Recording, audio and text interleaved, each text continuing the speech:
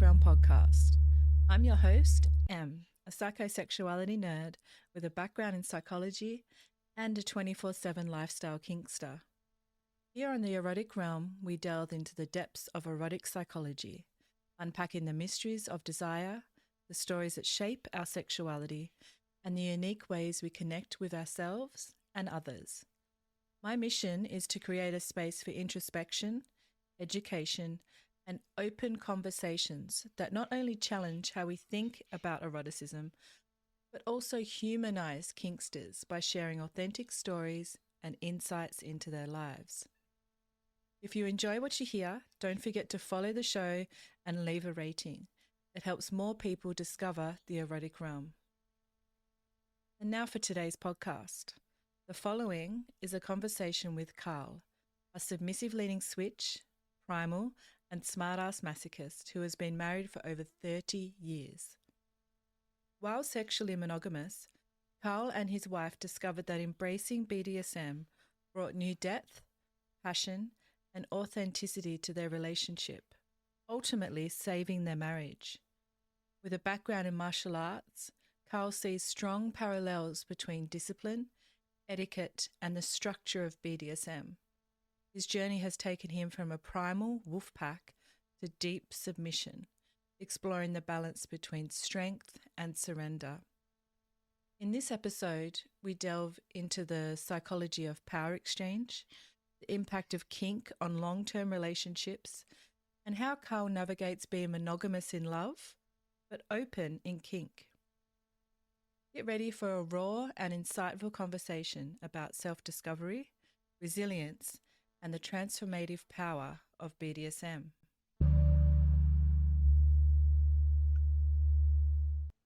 Hi everyone, and welcome to the Erotic Realm podcast.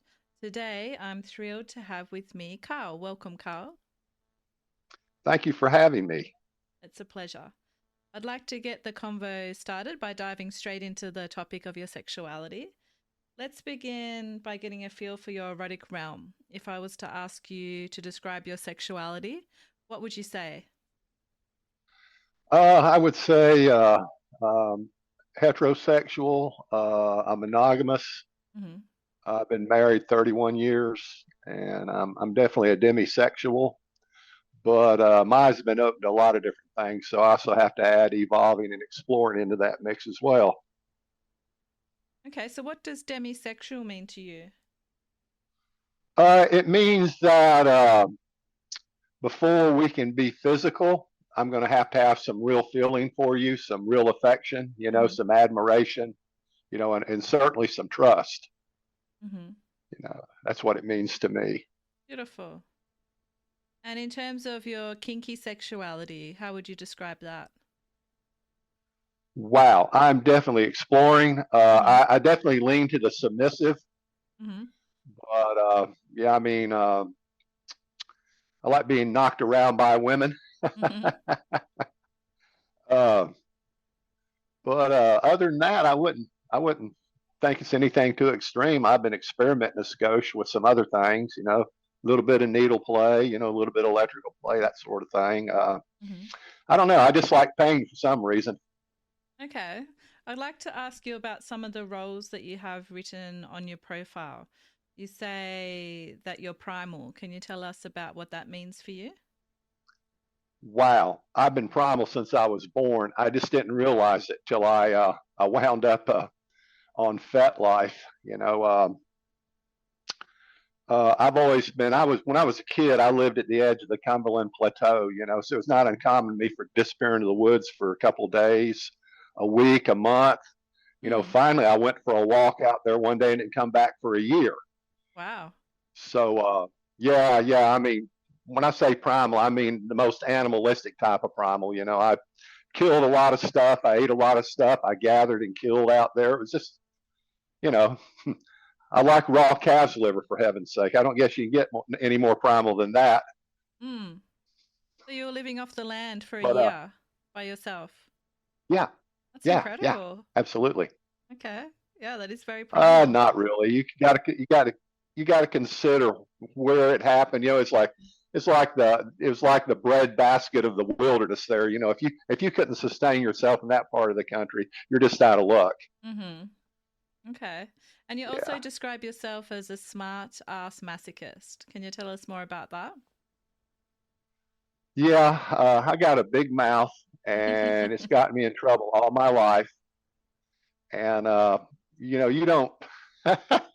Hey, you know, if someone's beating you with a whip and you want to turn and say something like, "Hey, you know, you hit like a girl," you know, oh Mm. wait, you are a girl, Oh you know, no. that's just asking for trouble. You know, It is. I have pictures to prove it. You know,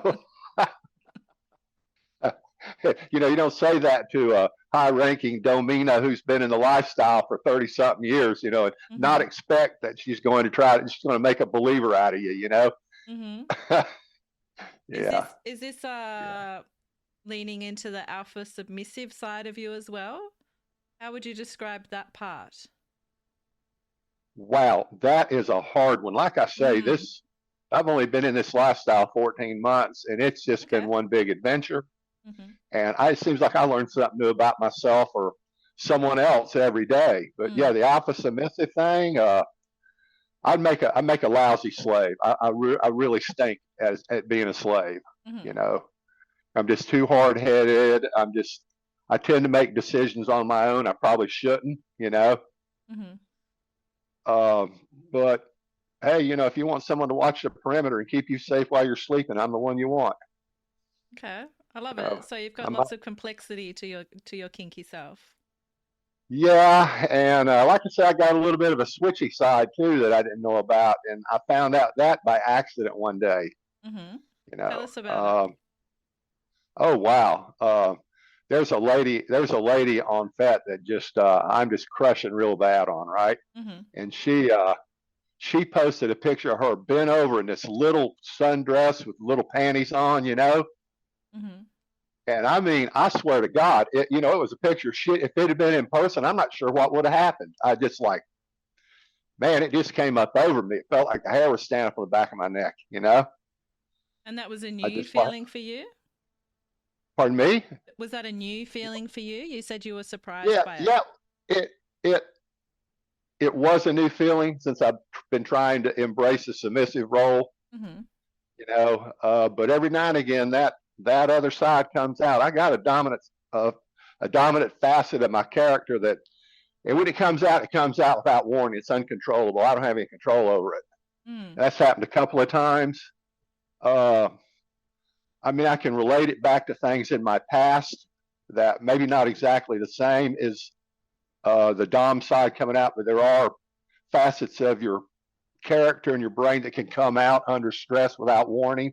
And with a little bit of work can be cultivated, we can make them come out when you want them to. Mm-hmm. If we're not careful, we're going to get into a discussion on some really deep martial arts topics. Love it. I recommend Googling Mushin, So that's also known as Japanese. Mushin, means mind of no mind, Mm-hmm. and also known as the reptilian brain. Mm-hmm. Basically, what that is the consciousness shuts completely off, and the reptilian side takes over. So you feel no pain, no fear, you know, just purpose, you know, Mm. just single-minded purpose. And it's crazy because when you're in that state, everybody else looks like they're moving in slow motion. It's a really peculiar thing. But anyway, you know, don't get me started on that. We'll be here all night with that. Well, I have to ask, Uh, do you yes, see many parallels between martial arts and BDSM? yes, Mm. it's blowing my mind. Okay, tell us about it. Well, okay, if you are training in a really top tier dojo, say, okay, with good instructors, they're going to bring in guest instructors from around the world. Mm. You know, I've trained with world champions. You know, I've trained with some of the damnedest people you ever met in your life. Okay, so you got one guy coming. There's 200 students in that class. How do you suppose he'll pick the 3 or 4 students that he's going to personally train with? Mm. One word: etiquette. Mm. The first thing he's going to do is look around and see who knows how to conduct themselves properly. You Mm-hmm. know, You don't go waltzing up there into a group of black belts and bust into their conversation. You you stand there and quietly and politely, and you wait till one of them notices you and says, "What do you want, Karl?" Mm-hmm. I've noticed that particularly with dominas who are on up the chain of command. It's the same thing. I don't bust. I don't go. I don't walk up to a group of dominant women and just pop into their conversation. I stand there until one of them notices me and asks me what I want. Mm-hmm. So etiquette, etiquette, etiquette, etiquette. That's the number one thing. If you know how to act, people will take an interest in you. Mm. And of course, being willing to do the work that other people, if I'm in the dojo and the sensei says, hey, these mats need to be swept, Mm-hmm. I'm hauling ass for the broom closet. Yep. So you aim to impress in both situations. You aim to impress in both situations. You keep your mouth shut. You do what you're told to the best of your ability. You pay attention. Mm. You pay attention all the time. Mm-hmm. It's kind of like both of them are kind of like prospecting for a 1%er motorcycle club, if you ask me. What do you mean by that? Well, if you don't impress the people that matter, you're kind of screwed. Ah, okay, I understand now. Yes. You're not gonna make it anywhere. I have been blessed both in martial arts and both in kink that I was brought up knowing how to act. There's been times and places where if I didn't have good manners, we wouldn't be having this conversation right now. So that has been very beneficial. And then, of course, there's the work ethic too. I didn't realize how much hard work was involved in learning some of these kinks, some of these fetishes. I mean, look at Jabari, for instance. That could actually be dangerous. You could actually injure or kill somebody if you didn't know what you were doing. Yep. And it has its roots in martial arts too, is my understanding. Oh, I could see that. I mean, kink and martial art go hand in hand. They're, etiquette wise, it's, martial arts have protocols too. I trained. Excuse me. No, continue. I trained with the founder of Kempo. The guy he escaped conscription in the Japanese army in World War II by training Japanese officers in his martial arts style of Kempo. Well, he came here to Columbia about, I don't know, probably 15 years ago, put on a seminar supposedly for black belts only.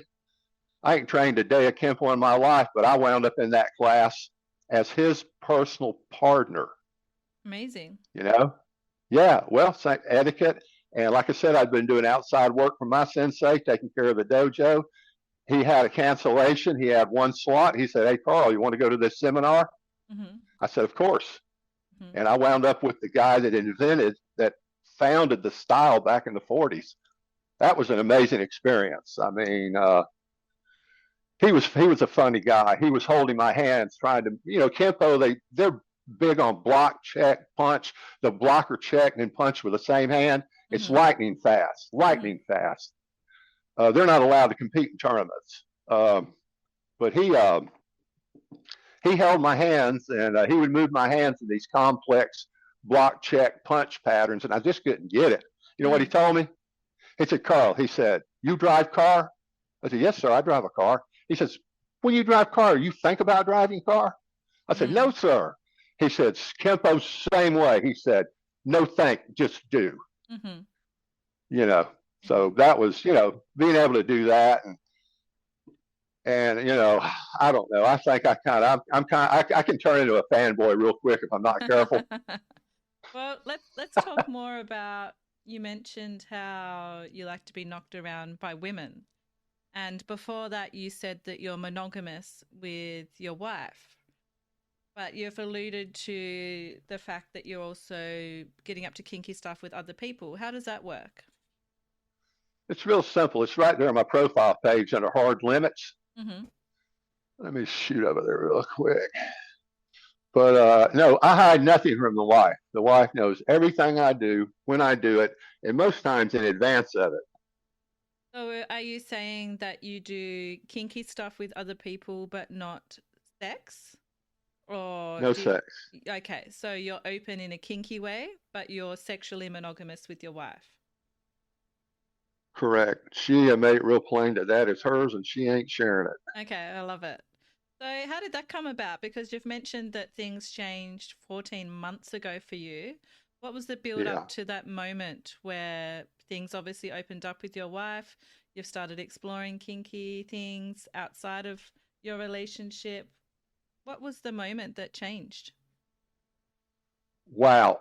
This is, it was a strange one. Hmm. 14 months ago, 15 months ago, I was really in kind of a bad way. Okay.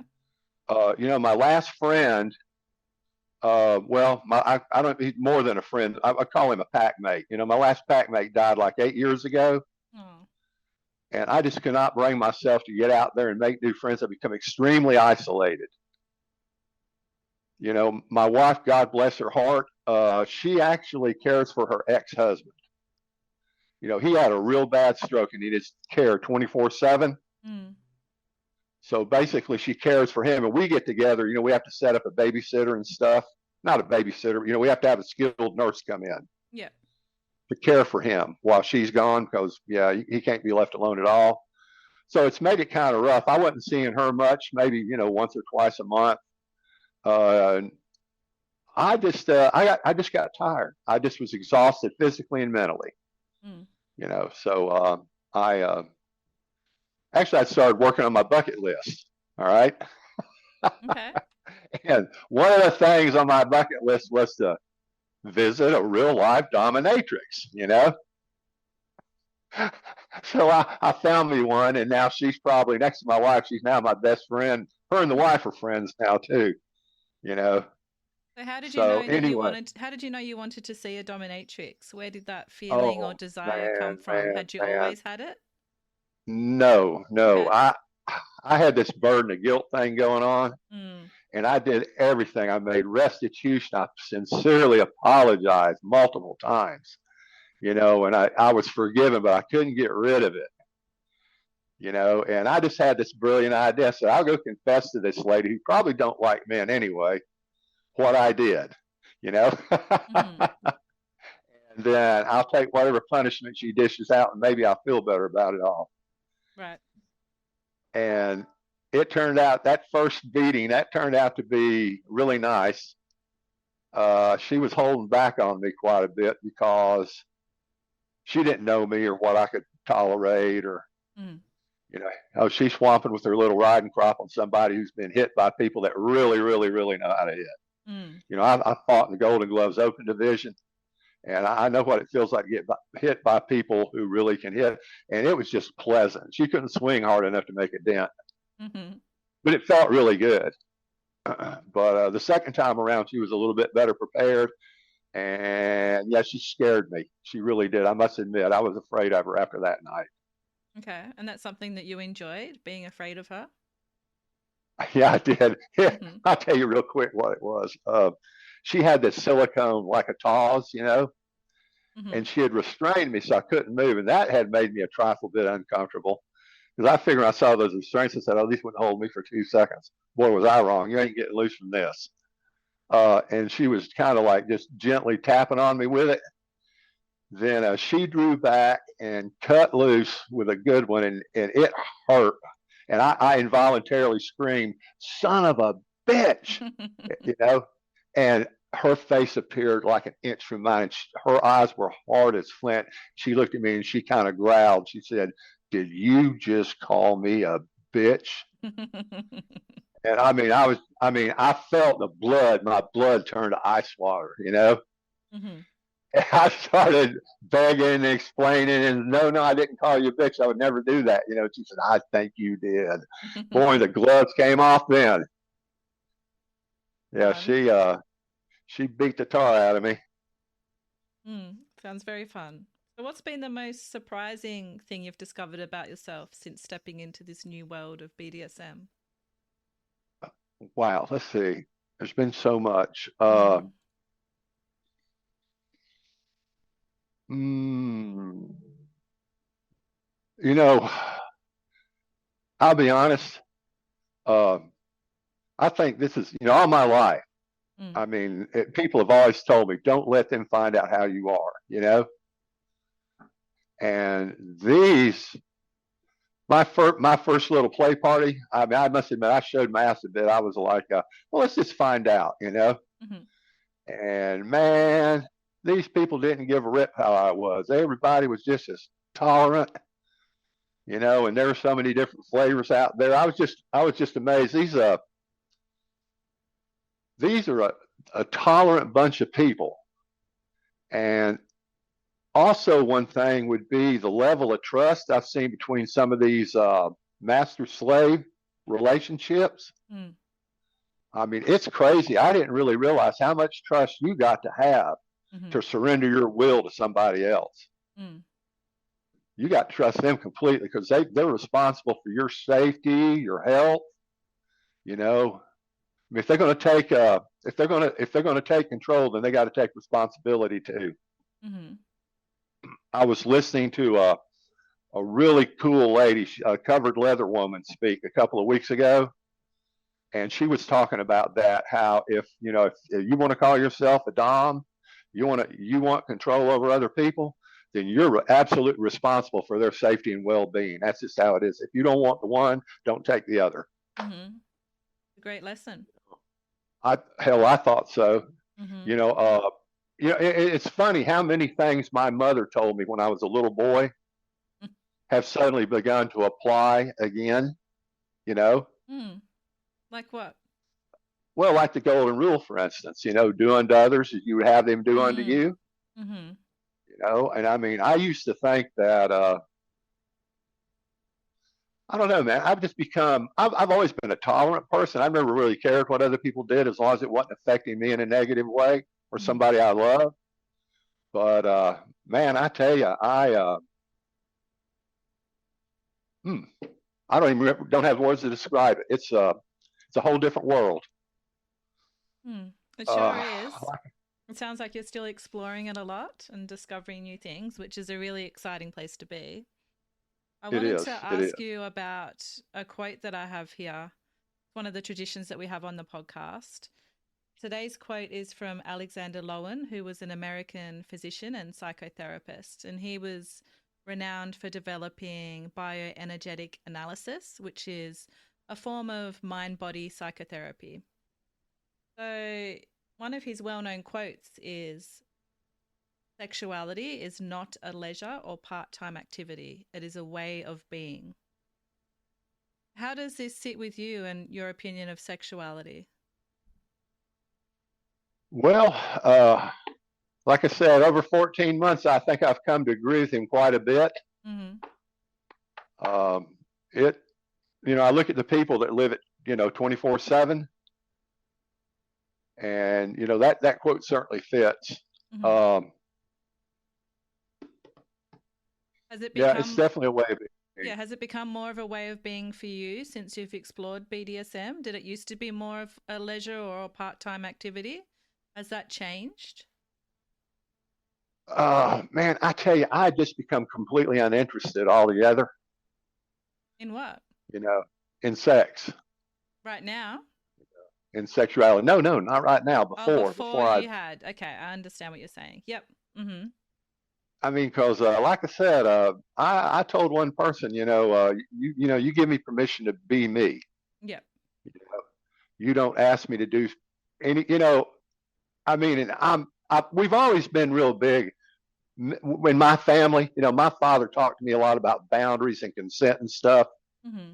Because he was a real ladies man. He disliked the ladies. He really did. And disrespecting one was a good way to get yourself knocked into a corner.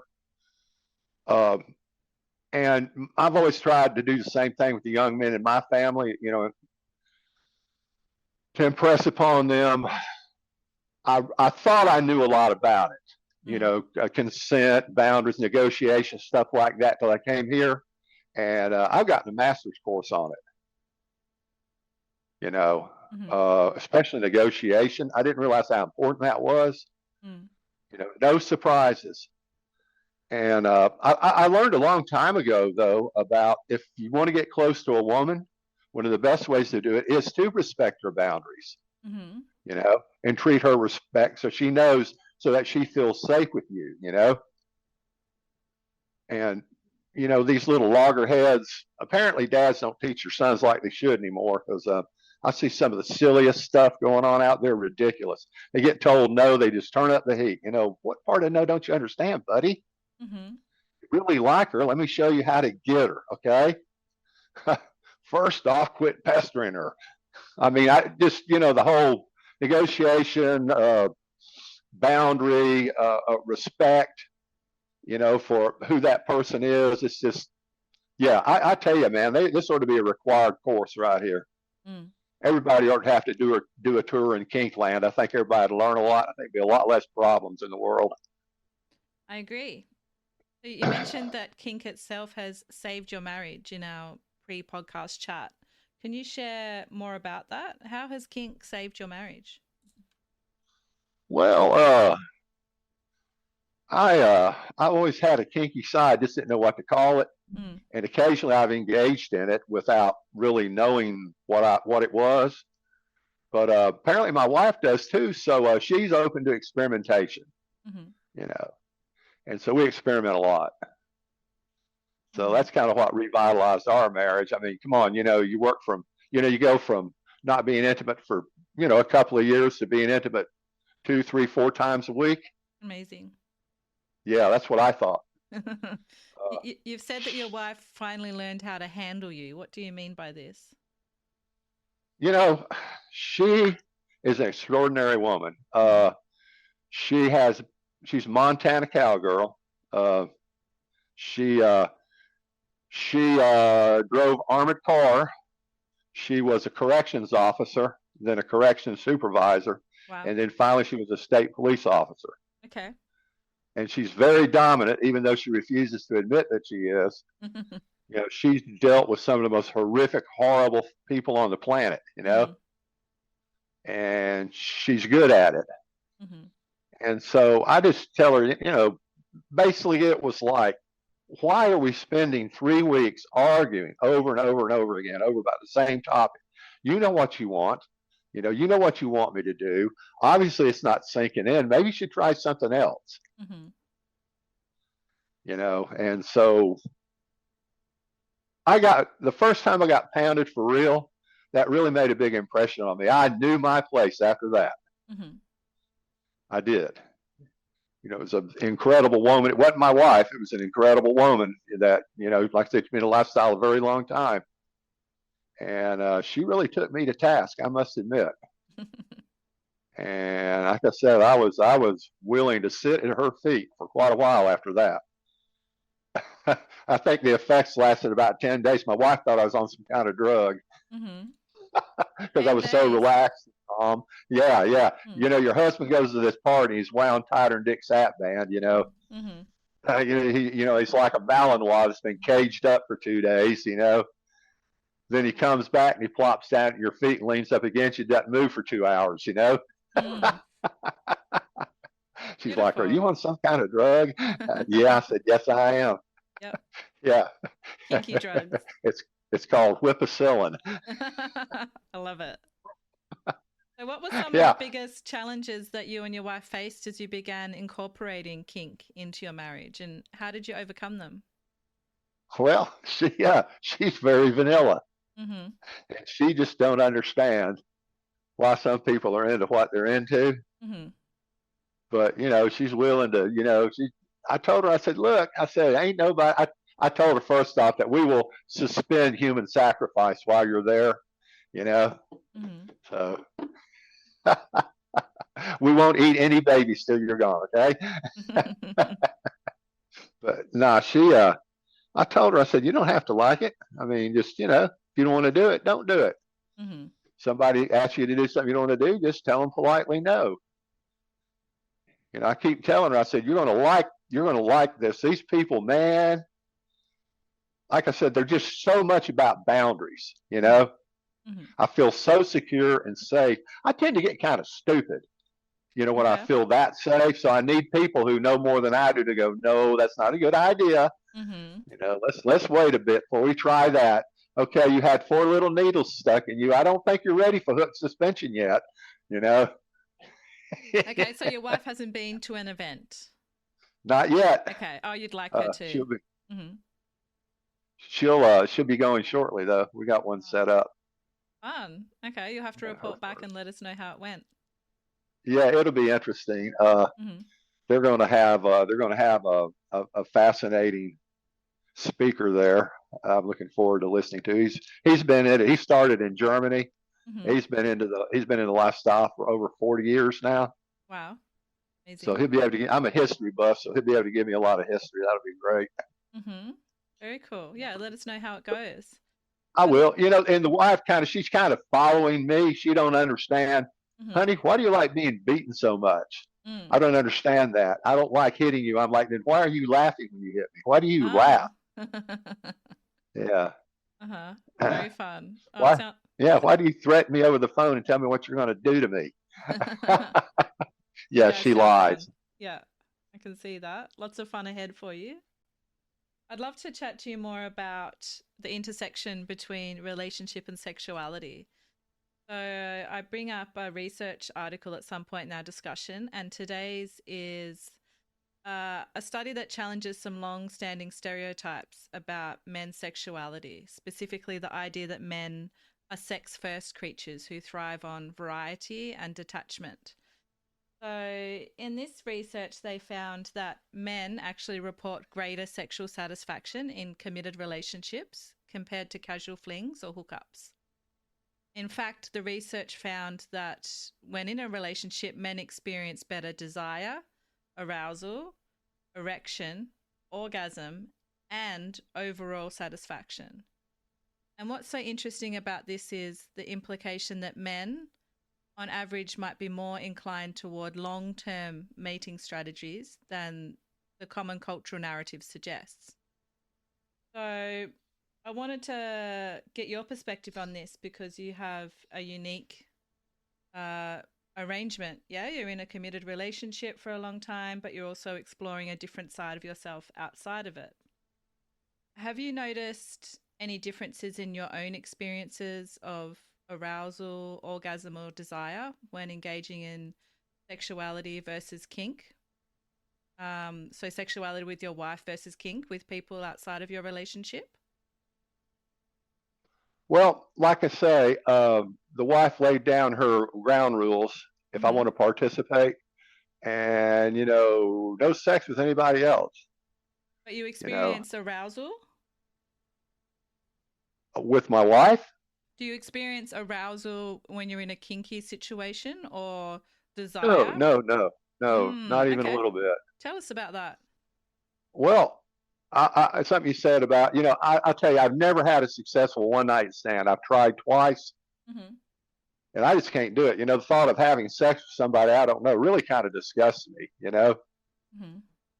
I mean, it kind of gives me the ick feeling. I mean, I got to have that. If I put my arms around you, I want those goosebumps popping up. Mm-hmm. Got to have that affection. Um, so, and like I said, my wife been together 31 years, and both of Mm-hmm. us been married before. So you better believe we do know what to do to please each other. We've had, especially the last year, we've had a lot of practice. Right. So for So yeah, you, yep. for me, being with that same woman that knows me inside and out, Mm-hmm. that I poured my heart out to, that could crush me if she wanted to, but chooses not to. I mean, that's just that's good, and yeah, and the orgasms are, yeah, they're really powerful. Okay. So when you're exploring your kinky side, it's more about sensation as opposed to sexual arousal. Is that correct? Am I understanding you right? Some of it is sensation. That's Mm. that's the good part, but it's a mind game, man. I mean, Mm. it's when those brain chemicals start flowing. Mm-hmm. You know, like I said, the first time I got beat for real, I got beat for real. Mm-hmm. Uh, and right at the end of it, before she pulled the plug, um, the room had faded out completely. Yep. It was just me and the pain. Mm. Everything else had faded away, and just for an instant, I thought I was looking down like a garden lane, and halfway down the lane was an open gate. And just for that 1 minute, I wanted to go to that gate Mm-hmm. and see what was on the other side. And if she had hit me 5 or 6 more times, like those last 3 licks, I think I'd have probably made it, because I felt like I was about to have an out of body experience. Mm. So it's You know, almost like a meditation for you. yes, it is. Mm-hmm. It's painful when at first, being hit hard with a dadgum single tail whip, Mm-hmm. that hurts. Uh, but after a while, the pain just kind of goes away, and it feels like more like, to me, it felt more like somebody was drawing on my back with like an ice cube or something. Mm-hmm. It felt like ice, kind of. It didn't really hurt. Mm-hmm. But like I say, it was building in me. I Mm-hmm. think 6 or 7 more. I don't know if I was going to pass out or what was going to happen, but I was really trying hard to get there. And man, I got whomped pretty good about a week and a half ago. I still got bruises from that one. She Mm-hmm. really lit into me. That was a good one. I mean, she beat me so hard I collapsed a couple of times. But So yeah, it's just. is this Go ahead. something, the need for it, does it build up over time? Do you feel that you need it every month, or is it something that fluctuates depending on what's going on in your life? Uh, I think it fluctuates a bit. Mm-hmm. If I got a real stressful job, and when I'm really wound up and I'm not thinking clearly, uh, I mean, a good beating just kind of, it centers me. It's hard to explain. Everything is just Mm-hmm. quiet and calm again, and I'm non-reactive, and I feel very centered, and I'm just relaxed and chill, Mm-hmm. you know. Fun. I wanted to ask you another question about the research that I mentioned. Are you surprised by the findings at all? Do you think that most men would prefer a longer term relationship full of connection over one night stands? I think it's just too many. There's too many different types. I've had a couple of friends that, I don't know what their body count was, but it was just up in the hundreds. Mm-hmm. And, you look at guys like Gene Simmons, he says, like he thinks he probably slept with over 3,000 women in his career, what with Kiss and all. Mm-hmm. Um, it just wasn't that thing for me. I mean, I got to have that trust. I mean, I really do. I mean, think how vulnerable you are when you're in bed with a woman. Mm-hmm. You know, Mm-hmm. divest yourself of weapons. You ain't even got no clothes on. Mm-hmm. You know, she ain't true blue. You can be in a world of trouble quick. I mean, Mm-hmm. they've used women for bait forever. Very They still true. do. Yep. They still do. I Look love at the the martial arts Chinese. references. Yeah. Mm-hmm. Oh, I meet up with it. I wish you could see a picture of me right now. Why? I just came in off the street and I'm still kitted out for battle. Love it. I love it. My wife and I, if you see us out there on the streets, I mean, you better believe we're both healed. Her Mm-hmm. being a former police officer and stuff, so I haven't divested myself of handgun ammo or nothing yet. Mm-hmm. Yeah, very different to we have how we some, get we around in have, yeah, Australia.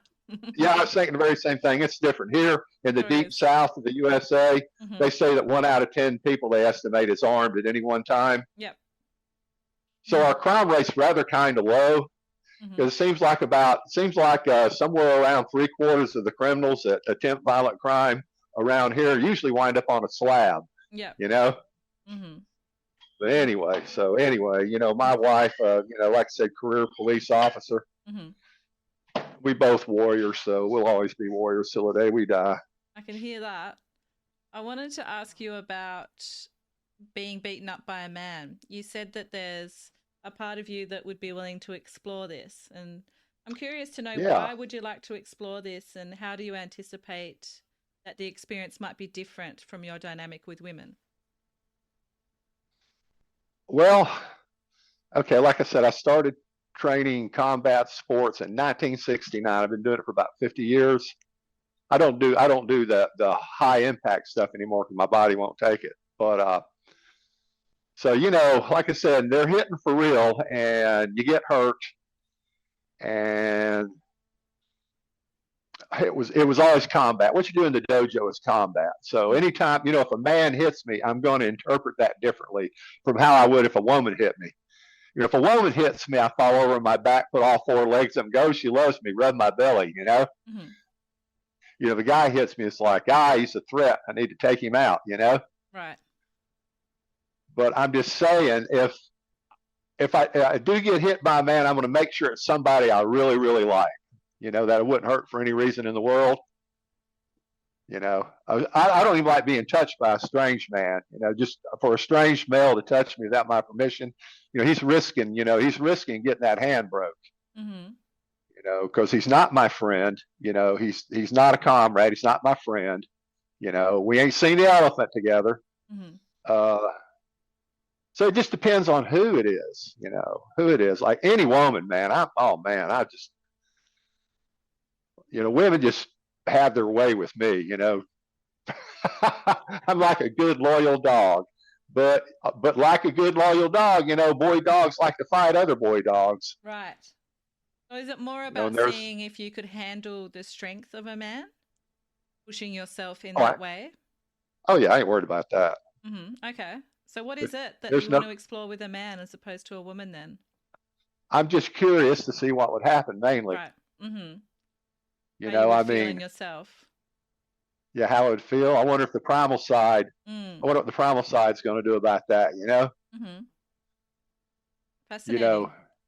Well, again, if you do explore it, report back and let us know. I'd love to hear about it. As part Yeah, of our... Hmm? I've not found any takers yet, but that's fine too. Well, you might after this conversation if you post it on FetLife. Maybe. Who knows? Mm-hmm. Who knows? That's true. As part of our conversation today, Karl, I asked you to bring along something to share, such as a quote, a book, movie, something that's influenced your sexuality.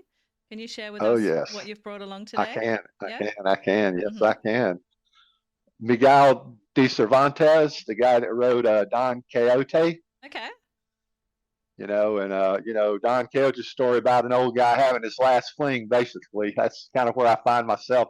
I can identify, Mm-hmm. but this is something. This is for the young guys out there. Okay, and bear in mind we've talked about consent, respecting boundaries, good manners. You know, but then on the flip side of that, they say in Don Quixote, faint heart never won fair lady. You know, What does that mean I to mean, you? what that means is there's a lot of beautiful women out there that are just the total package. They're pretty, they're brilliant, and some of them are very lonely. Because I know when I was really young, I was somewhat intimidated by, really attractive women, Mm-hmm. and you got to get over that. I mean, like I say, mind your manners, but don't be scared to walk over and introduce yourself, Mm-hmm.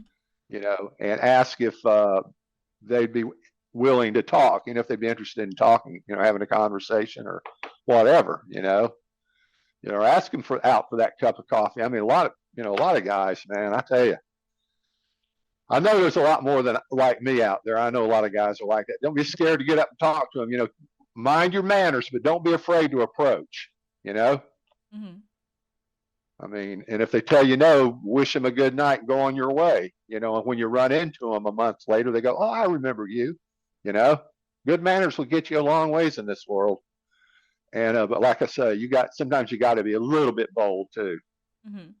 Yeah, he had a. Oh, there's another quote. There's another one. Let me think. How did it go of his that I really like? I remember now. What man can pretend to know the riddle of a woman's mind? How you like that one? Mm. Mm-hmm. I'm 69 years old, been married 3 times. I still don't understand y'all, which is fine by me. You know, Love which it. is fine by. I don't have to understand. Mm-hmm. Yeah. So yeah. Anyway, that would be my quote there, and that second one too. I like that a lot. I forgot about that one. Beautiful. Thanks for sharing. I love it. Yeah, sure. You've also mentioned being part of a primal pack in the past when we were chatting before. What do you mean by primal pack? I'm curious. Ouch. Now I'm going to have to tread lightly with this one. Okay. We don't have to talk about it if you don't like. No, we can talk about it. I'm just going to have to like redact an item or two. Okay. I have to change a Curious. few names. Oh, yes. Uh-huh. Okay. Okay. I told you my wife's a career law enforcement officer, right? Mm-hmm. Okay. People ask me, hey, where'd you meet your wife at? And I tell them in prison. Uh, Yeah, she was a supervisor out at a correctional facility, mm-hmm. and a friend of mine was doing a 30-year stretch in there. Right. Yeah, 30 year stretch. Mm-hmm. And so I'd cook dinner every Sunday, and I take it out there to him every Sunday and sit with him. We'd eat, BS. And she saw me out there, and she asked him for my phone number, so she called me. Mm-hmm. But Okay. anyway, point being, that was one of my pack members is doing 30 years in prison. I Mm. mean, what kind of pack do you think it was? Mm-hmm. Okay. Mm-hmm. So, like I say, she was Miss Straight Arrow, and for lack of a better word, I'm just going to have to say I was a bit of a gangster. Mm-hmm. Okay. Mm-hmm. And, kind of like, man, straight Susie meets Karl the gangster and they fall in love. Well, you can imagine that caused a little bit of conflict. Mm-hmm. Matter of fact, she told me, she says, you're going to have to make up your mind. It's either me or your scuzzy old friends. Right. So, I Mm-hmm. chose 31 years ago, I chose her. So there we go. Mm-hmm. And it sounds like it was the right decision. So good on you. It was, but Mm-hmm. yeah, it was not a pack in the conventional FetLife sense. I call it a pack I because we act understand. like a pack. It Mm-hmm. was a wolf pack. Mm-hmm. And quite frankly, we played for real back in them days, Right. you know. Okay. But anyway, it was that. I was a thug. What can I say? But I reformed. She Yep. reformed me. Mm-hmm. She never could domesticate me, but she could reform me, And I now love I'm it. getting domesticated a little bit better. So that was the pack. Okay. I could tell you more, but I'd be treading on some people's toes, I think, a little bit. So I don't That's want to do that. that's okay. You've already said more than enough. It's very All intriguing, right, very good, good, curious. good, Thank you for that. good. There was something else that you mentioned in your pre-podcast form that I wanted to ask you about as well. You said that you met your first trans lady and they submitted you for the first time, or being submitted for the first time were both pivotal moments for you. Wow. Can you tell us more Well, about that? yeah, the first trans lady I met, Mm-hmm. I didn't know she was trans for a month. Okay. Okay. Yeah. Which really caused me to really rethink some things, Mm. Mm-hmm. and it's like, oh, anyway, what I'll just tell you, it was this silly bathroom thing that's going on. Oh, yep. And we have a legislator here who is attempting to pass a law. She never passed it to keep her trans colleague from using her bathroom. Mm-hmm. You're going to waste all that time, all those resources, because you don't want this translator using your bathroom. Well, Mm-hmm. anyway, I sent this congresswoman a big long list of things I thought she could better spend her time addressing. But anyway, I didn't know this lady was trans for a month, and when I found out, I was just absolutely gobsmacked. I mean, not that I give a damn either way, because she's just one of the most awesome people I've ever met in my life. Mm-hmm.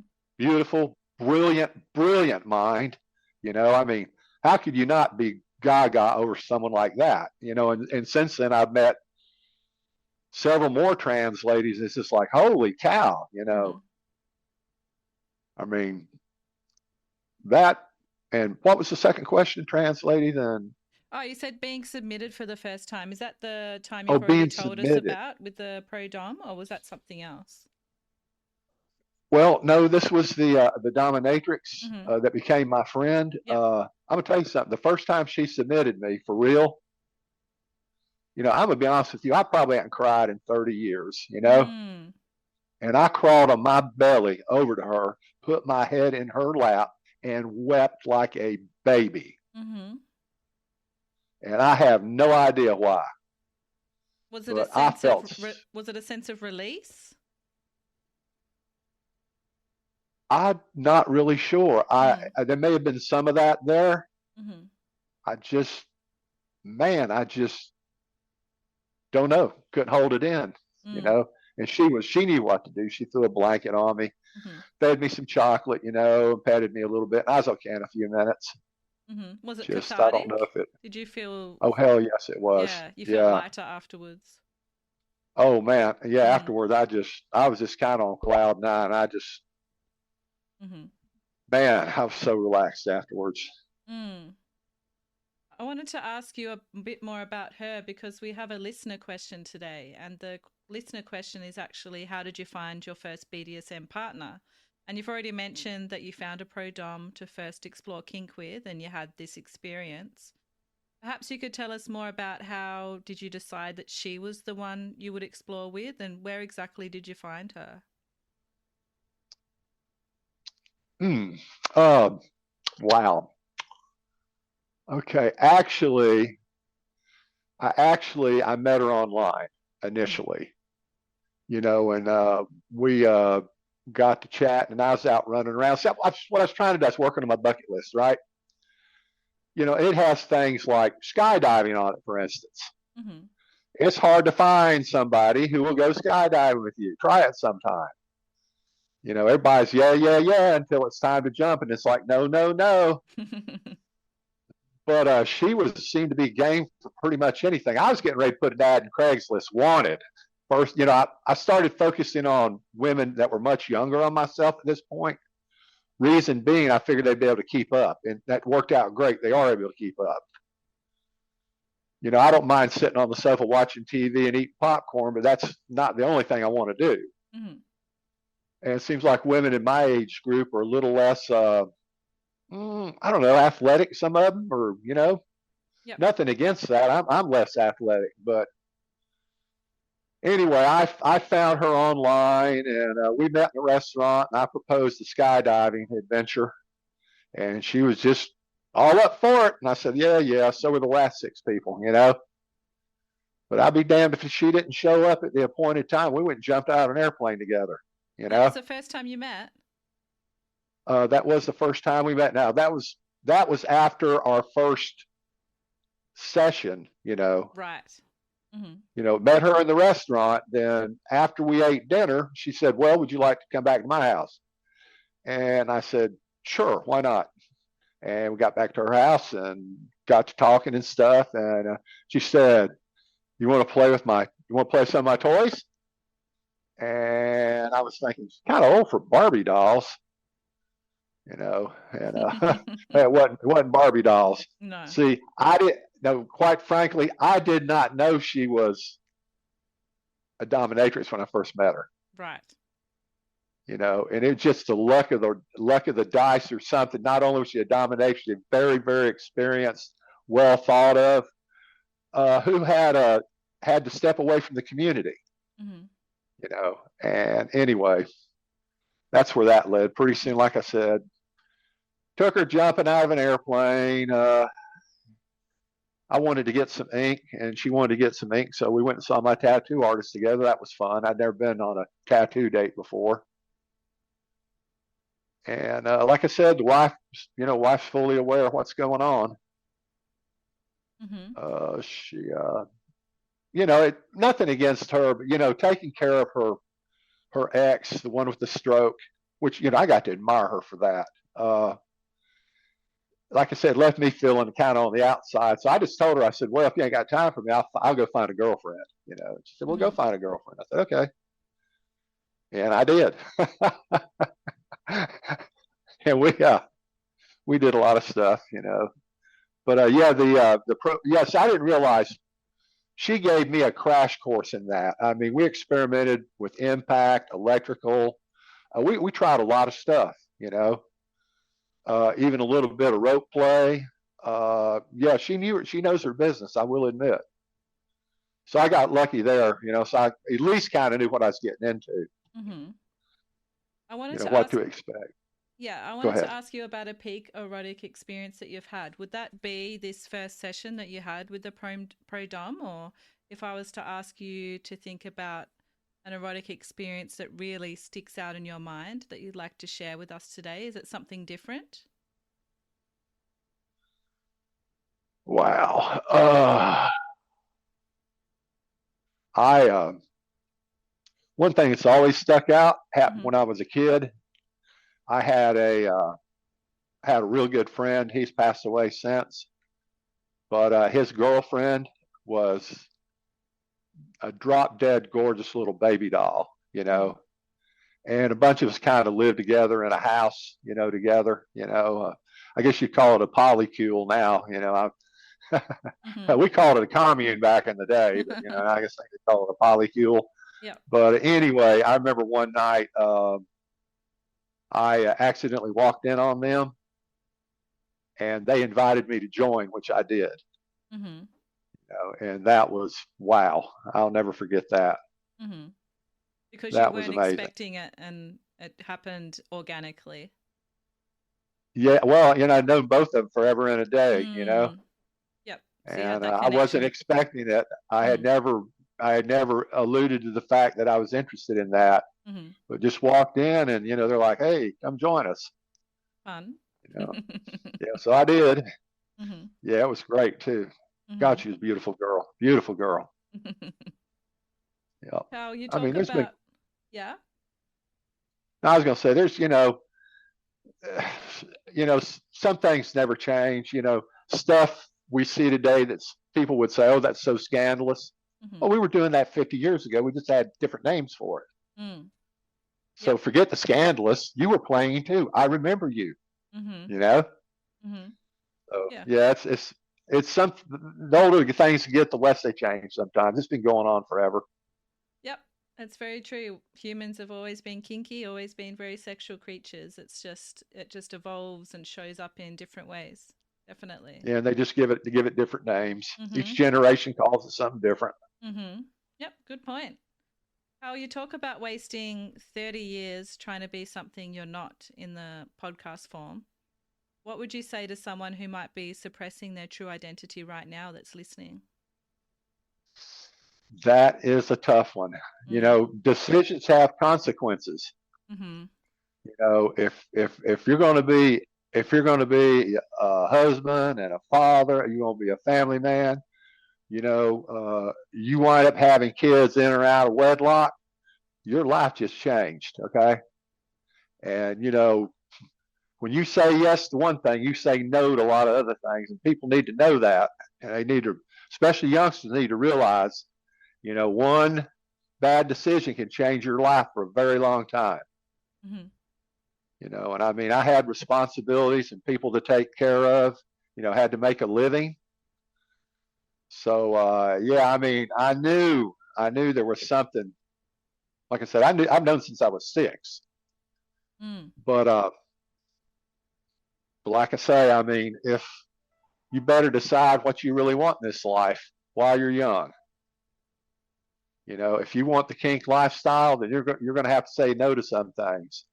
If you want the wife, the family, the house in the suburbs, the good job, you're going to have to say no to some things. Mm-hmm.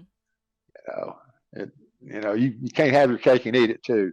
So people really need to carefully consider. Now, see, are you do like me? Yeah, I regret, that 30 plus years.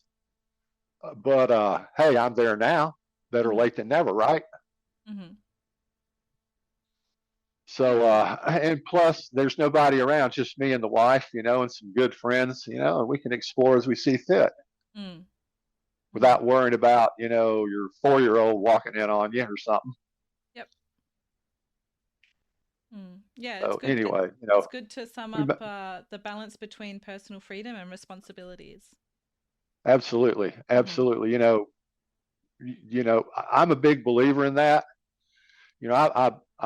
I take my wedding vow seriously.